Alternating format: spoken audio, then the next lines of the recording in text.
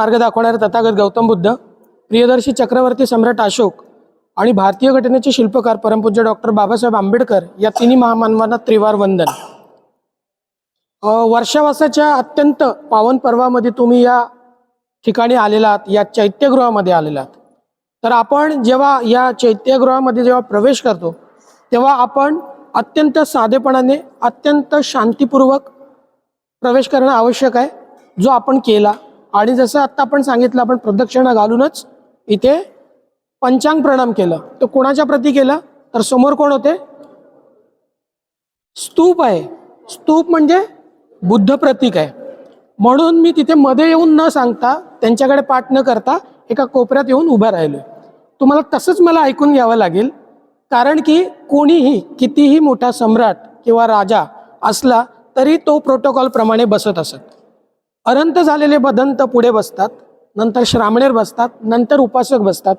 मी त्याच्यातही मोडत नाही, त्याच्यामुळे मी तिथे बसणं किंवा थांबणं योग्य नाही, म्हणून मी या कोपऱ्यातून तुमच्याशी बोलतोय, या कोपऱ्यातून संवाद साधतोय। आता 2000 जवळपास 2000 ते 2200 वर्षापूर्वीचा इतिहास आहे हा या लेणीचा।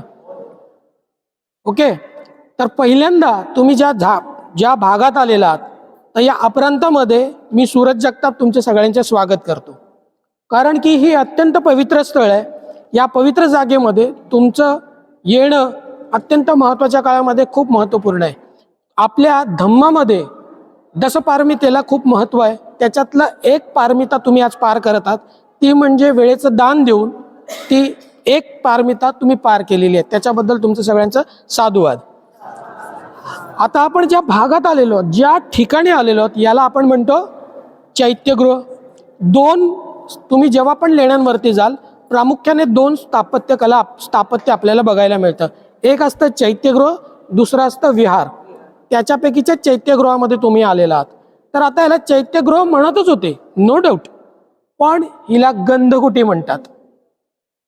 विशेष म्हणजे या लेणीला गंधकुटी म्हणतात, ह्याला पुरावा कुठून सापडतो आपल्याला? जेव्हा तुम्ही आतमध्ये प्रवेश करत होतात तेव्हा दोन स्तंभ होते, त्याच्यावर दोन्ही बाजूला दोन शिलालेख होते। त्या दोन्ही शिलालेखांमधल्या एका शिलालेखांमधून आपल्याला माहिती मिळते की ही जे स्थापत्य आहे, याला आपण ज्याला चैत्यगृह म्हणतो, याला गंधकुटी नाव होतं। आता गंधकुटी कोणाला म्हटलंय? अशा स्थापत्यांना म्हटलंय जिथे बुद्धांचा वास होता।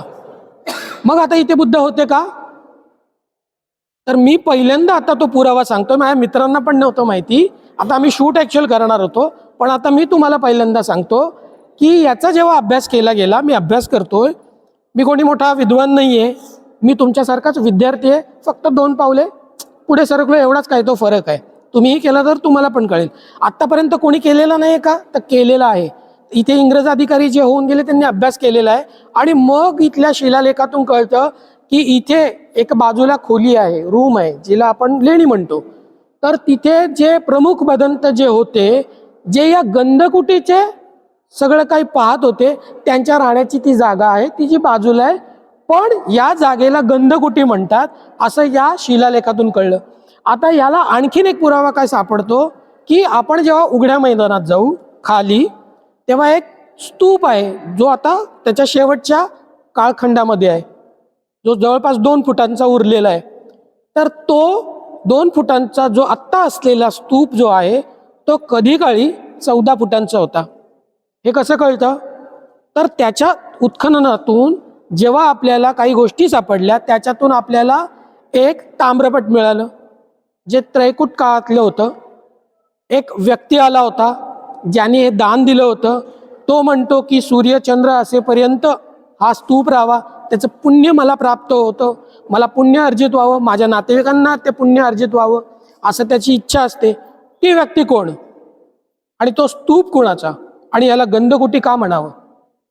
तर समोर असलेला स्तूप, याच्यामध्ये असलेल्या जो करंडक सापडला, त्या करंडकामध्ये ताम्रपट होतं। त्याचं जेव्हा वाचन केलं गेलं 1892 मध्ये जेम्स बर्ड नावाच्या व्यक्तीने, जे इंग्रज अधिकारी होते, तेव्हा लक्षात आलं की सिंध प्रांतातला बौद्ध रुची नावाचा एक व्यक्ती, तो इथे दान देतो। तो म्हणतो की मी इथे दान देत आहे, काय दान देत आहे? तर त्या अस्थिरक्षा त्यांनी दान दिलेल्या होत्या, ज्या सारीपुत्तांच्या होत्या. हा पहिला एव्हिडन्स आहे. सारीपुत्तांच्या अस्थिरक्षा त्याच्यात सापडलेल्या होत्या. आणि सारीपुत्त कुठे असतात? जिथे तथागत असतात. त्याच्यामुळे हिला गंधकुटी नाव होतं. आणि समोर जे होतं ते सारीपुत्तांच्या शारीरिक धातू भेटलेल्या आणि ते सापडलेल्या होत्या, त्या आजही ठेवल्या गेलेल्या आहेत. तर अत्यंत महत्वाचं हे ठिकाण आहे. आता याला आपण फक्त लेणं म्हणायचं का? एका सेलला आपण लेणं म्हणतो, जे अलंकारिक आहेत, जिला सजवलं गेलंय तिला आपण लेणं म्हणतो. लेणंच नाव आहे, गुहा नाही. 2% वाले आवर्जून त्याला गुहा म्हणतात, पण आपण आवर्जून लेणं म्हणायचं, कारण निर्माणकर्त्यांनीच त्याला लेणं असं नाव दिलेलं आहे. लयन असं नाव तुम्हाला अनेक शिलालेखांमधून सापडेल. तर आता ह्याला काय म्हणायचं? हिला कानेरी म्हणतात. पण मी तो पहिला व्यक्ती होतो सोशल मीडियाच्या माध्यमातून मांडणारा, की हिला कानेरी आपण जरी म्हणत असलो तर ही कानेरी नव्हती. हिला नाव होतं महाराजा महाविहार. हिला नाव होतं महाराजा महाविहार. हे कसं कळतं आपल्याला? तर इथे 11 नंबरची एक लेणी आहे, त्याच्यावरती एक बाहेर ओसरीमध्ये एक शिलालेख आहे. 6 ओळींचा शिलालेख आहे, 8व्या शतकातला आहे. एक व्यक्ती येतो गौड देशातला. गौड देश आज कुठे आहे? गौड देश आज आहे बंगालमध्ये. कुठे आहे? बंगालमध्ये. त्याला काय म्हणतात? आजही आपण चुकीच्या अर्थाने त्याला म्हणतो गौड बंगाल आहे. काय म्हणतो? चुकीच्या अर्थाने. पण गौड देशातला गोविंद अविघनकर नावाचा व्यक्ती येतो आणि तो म्हणतो, काय म्हणतो? की कृष्णगिरी पर्वतावरील महाराजा महाविहाराला मी अक्षयनिवी देत आहे. काय देतोय? अक्षयनिवी. अक्षयनिवी म्हणजे काय? की ज्याचा क्षय नाही होणार. म्हणजे काय? तर आजही भारतीय व्यवस्थेमध्ये, आर्थिक व्यवस्थेमध्ये ज्यांचं मोठं योगदान आहे ते म्हणजे ही बँकिंग सिस्टीम जी आहे ती कोणी दिली? तर इथे राहणाऱ्या अनंत बदंतांनी ती बँकिंग सिस्टीम जी आहे ती पहिल्यांदा, तिचे पुरावे आपल्याला कुठे सापडतात? तर 11 नंबरच्या लेणीमध्ये. तो म्हणतात कोणाला? या कृष्णगिरी पर्वतावरील महाराजा महाविहाराला मी अक्षयनिवी देतोय, की तिचा कधी क्षय नाही होणार.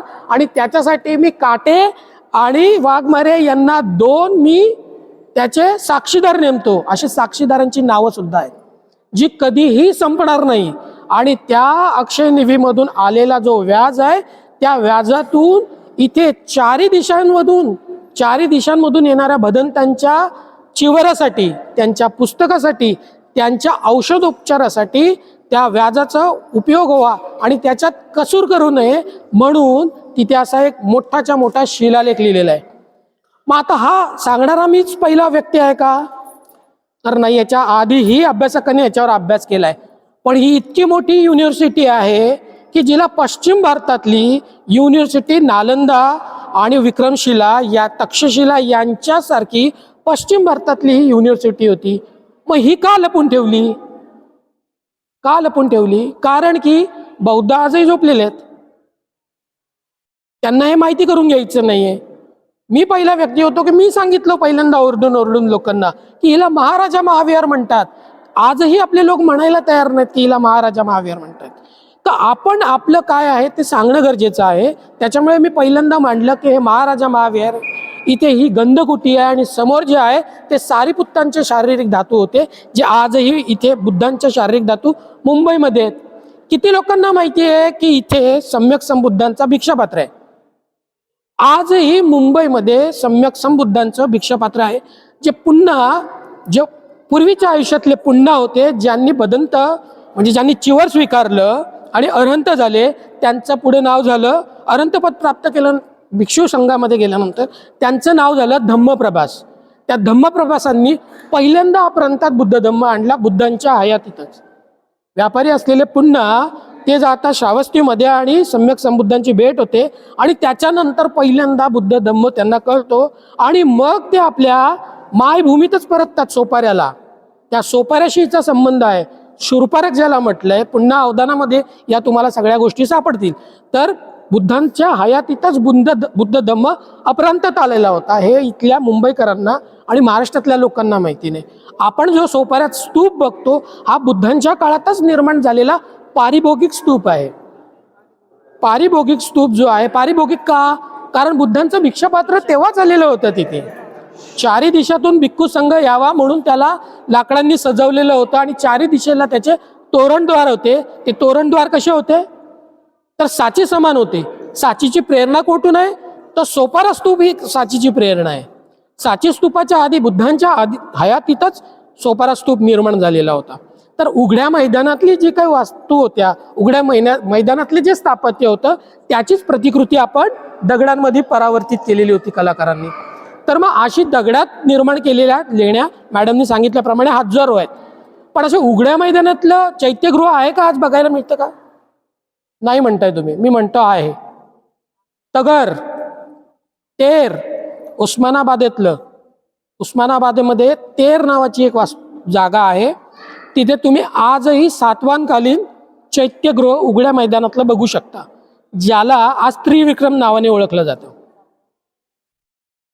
तर ते तुम्ही जाऊन उघड्या मैदानातलं जे चैत्यगृह होतं, इथेही भरपूर वास्तू होत्या, त्या आज नष्ट झाल्यात.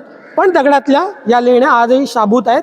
हजारो लेण्या आहेत, त्याच्या हजारो लेण्यांच्या हजारो माहिती आहे.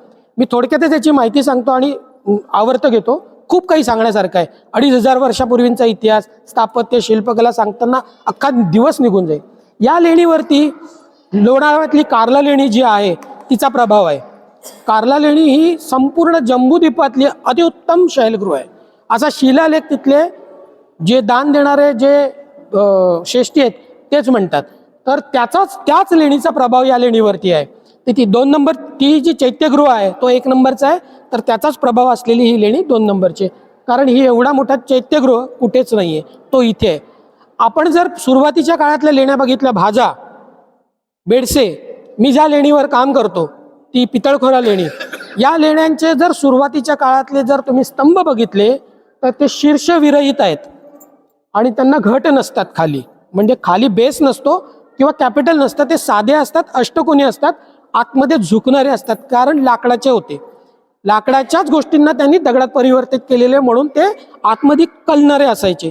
जर सुरुवातीच्या काळातल्या लेण्यांमध्ये तुम्ही गेलात तर तुम्हाला ते घट आणि ते वरचे कॅपिटल्स ते बघायला नाही मिळणार. पण आता इथे कॅपिटल्स बघायला मिळतात, म्हणजे याचा अर्थ थोडी शिल्पकला आपल्याला प्रगत झालेली होती. तर काही ठिकाणी आपल्याला कॅपिटल्स बघायला मिळतात, काही ठिकाणी आपल्याला इथे आता सध्या बेस बघायला मिळतो. याचं कारण काय आहे की तिथून तुम्ही जर बघितलं तर काटेसर जिथं बसलेत तिथपर्यंत तुम्हाला ते कुंभ बघायला मिळतं. ओके, पुढे बघायला नाही मिळत. इथपर्यंत कुंभ बघायला मिळतं, पुढे नाही बघायला मिळत. याचं कारण काय आहे? पुढे गेल्यानंतर तुम्हाला शीर्ष पण बघायला नाही मिळणार. पुढे ते कॅपिटल्स बघायला मिळतात, पुढे बघायला नाही मिळत. त्याचं कारण असं आहे की इसवी सनाच्या 2ऱ्या शतकात, म्हणजे साधारण 180च्या आसपास हा चैत्यगृह निर्माण झाला. जे दान देणारे दानदाते होते त्यांचं नाव आहे गजमित्त आणि गजसेन, त्यांची बाहेर ती नावं आहेत. आणि पहिल्यांदा तो प्रयत्न झाला, कार्ला लेणीवरती पहिल्यांदा प्रयत्न झाला की दानदात्यांनी स्वतःला त्याच्यात घडवून घेतलं. पहिलं फक्त शिलालेखच होते, पण आता काय झालं, थोडंसं पुढे गेले, पुढचं पाऊल टाकलं आणि मग ते स्वतःला त्यांनी निर्माण केलं. तर तुम्हाला असे जे युगुलं आहेत ते तुम्हाला कार्ला लेणीवर पहिल्यांदा बघायला मिळतील, नंतर तुम्हाला इथे बघायला मिळतील, नंतर तुम्हाला कुडा लेणीवर पण बघायला मिळतील. तर कुडा लेणी पण नक्की तुम्ही आवर्जून पहा, म्हणजे अतिशय चांगली आहे. तर हे तुम्हाला बघायला मिळतील. इथली राजकीय परिस्थिती बदललेली होती, म्हणजे गौतमीपुत्र सातकर्णी गेल्यानंतर राजकीय परिस्थिती बदलली आणि इथे येणारा जो मोठ्या प्रमाणात येणारा दान होता तो काही काळ थांबलेला होता. साधारण शतकभर हे थांबलेलं होतं, शतकभर थांबलेलं होतं. तर ते कसे लेणी खोदत होते, समोरून आतमध्ये यायचे आणि वरून कोरत खाली यायचे, असे यायचे आणि असे कोरत जायचे. त्याच्यामुळे तुम्हाला वरचे ते कॅपिटल्स बघायला मिळतात, खाली घट नाही बघायला मिळत. त्याचं कारण असं होतं की जो फंड येत होता तो थांबलेला होता. तर घाईघाईत हा चैत्यगृह निर्माण झालेला आहे आणि त्याच्यासाठी मग पुढे कारण कलाकाराला बसून कलाकृती निर्माण करायला जो काळ लागायचा, काळ म्हणजे पैसे लागायचे, काळ गेला म्हणजे टाइम लागला म्हणजे पैसे लागायचे, तो नसल्या कारणाने मग त्यांनी घाईघाई ते सगळं बनवलेलं आहे आणि तो कसाबसा पूर्ण झालेला आहे. त्याच्यामुळे तुम्हाला इकडे वर कॅपिटल्स बघायला मिळत नाही, खाली घट पण बघायला मिळत नाही. याच्यावर कधी काळी लाकडाचं काम होतं, जे आता तुम्हाला कार्ला आणि भाजा लेणीवर बघायला मिळतं, पण इथे नाहीये. पण त्याचे काही आपल्याला काही अवशेष सापडतात. तुम्ही जर वर बघितलं तर इथे लाकडाचे आर्चेस आहेत, आहे ना, ते आर्चेस होते, इथे होते, इथे होते, है ना. तर अशा प्रकारे काही गोष्टी होत्या. आता काही मोजक्याच गोष्टी सांगतो आणि आपण निघू. आता इथे इथे आपण बुद्धांना स्तूपातून पुजतो, है ना. आपण काय म्हणतो, वंद गंध गुणोपेतम एतम कुसुम संतती पूजयामी मुनिंदस्य सिरीपाद सरोरोय. हा शेवटचा शब्द आहे, सिरीपाद सरोरोय. हा कशावर आधारित आहे, तर सिरी म्हणजे जो सर्वश्रेष्ठ व्यक्ती आहे, पाद म्हणजे त्यांच्या पायांना पूजन करतो. ही प्रतीकं होती स्थविरवादामध्ये. बुद्धांना प्रतीकातून पूजलं जात होतं. त्याच्यातलं एक प्रतीक इथे आहे. हे तुम्ही जर नीट बघितलं, इथे हा स्तंभ जो आहे याच्यामध्ये कॅपिटल आहे, त्याच्यावर तुम्ही नीट बघितलं, इथे 2 हत्ती आहेत जे कुंभ घेऊन ते अभिषेक घालत आहेत. कशाला, तर मध्ये काय आहे, तर तिथे तो मध्ये म्हणजे तो बुद्धांचं ज्ञानाचं प्रतीक म्हणून इथे आता काय आहे, तर पिंपळाचं झाड आहे ज्याला आपण बोधिवृक्ष म्हणतो. मध्ये काय आहे, तर त्याला वज्रासन म्हणतो. बुद्धांनी अधिष्ठित केलेलं होतं की मी जोपर्यंत बुद्धत्व प्राप्त करत नाही तोपर्यंत मी तिथून हलणार नाही, म्हणून तिथे आपल्याला काय दिसतं, मध्ये ते वज्रासन दिसतं. आणि मग मध्ये काय आहे, तर मध्ये ती 2 बुद्धांची पावलं आहेत, दिसत आहेत मध्ये 2 बुद्धांची पावलं आहेत, ती म्हणजे बुद्ध पाद आहेत, त्याला आपण पूजन करतो. अशी ही प्रतीक. हा घ्या ना, दिसतंय. हा पिंपळाचं झाड म्हणजे बुद्धाचं ज्ञानाचं प्रतीक आहे, कारण त्यांनी तिथेच ज्ञान प्राप्ती केली ना. आणि हे 2 कुंभ आहेत, हत्ती आहेत, 2 कुंभ आहेत, आणि त्यांच्या खाली गुडघ्यावर बसलेले, जसं आपण बसलो तसे तेही बसले. आणि ते नागराजे ज्यांच्या डोक्यावर नागफण आहे. नागराजे कसे ओळखायचे, तर त्यांच्या डोक्यावर नागफण आहेत, ते गुडघ्यावर बसलेले आहेत आणि बुद्धांच्या प्रतीकांना पूजन करतायत. आता हे स्थविरवाद मान्यतेप्रमाणे होते, पण महासांघिक आले इसवी सनाच्या पहिल्या शतकामध्ये, त्याच्यानंतर बुद्धांचं स्वरूप यायला लागलं. मग आता तुम्ही जसं स्तूप पूजन केलं तसं इथं स्तूप आहेत का, तर त्याचा पुरावा इथेच सापडतो. इथे जर तुम्ही नीट बघितलं तर पुन्हा आपल्याला काय दिसतं, स्तूपाचं पूजन दिसतं. आता इथे जसं आहे तसं बरोबर त्याच्या अपोजिट बघा, इकडे दिसतंय. ही प्रतीकं आहेत, तुमच्याकडे दृश्य पुरावे आहेत जे इतरांकडे नाहीत. त्याच्यासाठी लेणी काय, याच्यासाठी लेण्या वाचल्या पाहिजेत, कारण तुमच्याकडे ते पुरावे आहेत जे इतरांकडे नाही. हा, आणि प्रत्येक कोपरा आणि कोपरा तुम्ही त्याचा अभ्यास केला पाहिजे. मी जेव्हा तुम्हाला तो हे दाखवलं तेव्हाच तुमच्या लक्षात आलं. आता इथे अशी गोष्ट होती की जी तुम्ही नाही बघितली, मी पण नाही बघितली, मी पण नव्हतो, पण तुम्ही जर नीट बघितलं, स्तूप आहे. आता मी म्हटलं महासांघिक आहेत, महासांघिकांनी बुद्धांना मग ह्युमन फॉर्म मध्ये आणलं, मानवीय स्वरूपातून पूजायला चालू केली. तर इथे तुम्ही 3 होल जे बघताय स्तूपाच्या बरोबर समोर, भारतीय पुरातत्व खात्याने बाकीचं सगळं कॉन्क्रिटिंग केलं, पण ते 3 होल नाही संपवले. त्याचं कारण असं आहे की इसवी सनाच्या 6व्या शतकामध्ये इथे या जागेत चायनामधून आलेले झुआन झँग, कोण, झुआन झँग, ज्यांना आपण काय म्हणतो, भारतीयकरण करून टाकलंय, ह्युएन चँग, हा ना, ते इथे आले. आणि त्यांनी काय बघितलं, तर इथं भव्य बुद्धांची लाकडाची मूर्ती होती. इथे बुद्धांची भव्य लाकडाची मूर्ती होती, ती आज नष्ट झाली, संपलं.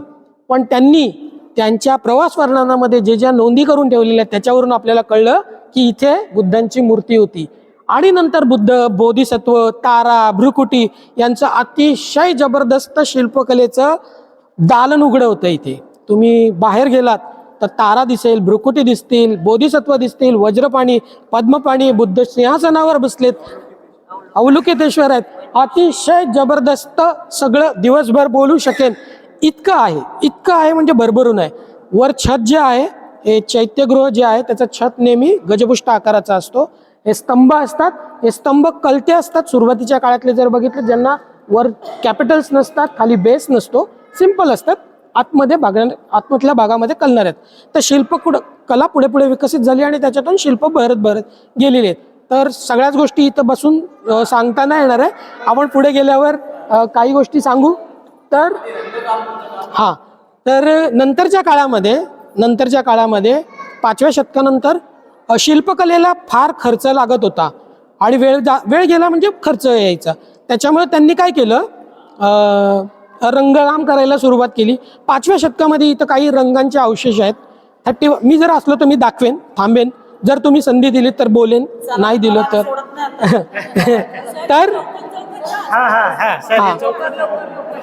ह्याला ह्याला ह्याला आहे ना सजवण्यासाठी कोणत्या मंगल प्रसंगी याला लाकडांनी हे केलं जायचं आणि याला हार लावले जायचे. तर ते हार लावण्यासाठी पूजनाच्या दिवशी तिथे ते असायचं. याच्या इथे लाकूड काम होतं, ते नष्ट झालं. रंगकाम होतं, ते नष्ट झालं. बांधकाम होतं, ते नष्ट झालं. जवळपास 50च्या वर इथे शिलालेख आहेत, ज्याच्यामध्ये 2 जॅपनीज शिलालेख आहेत, 3 पहलवी लिपी आहेत. पर्शियन्स जे पहिल्यांदा इथे आले 1009 मध्ये, त्याचा पहिला पुरावा आपल्या लेण्यांमध्ये सापडतो. 90 नंबरची लेणी तुम्ही बघा. 90 नंबरची लेणी ही पूर्णपणे सदधम्म पुंडरीक सुत्तावर आधारित आहे. मॅडम नेतील तुम्हाला दाखवतील. सदधम्म पुंडरीक सुत्तामध्ये अवलोकितेश्वर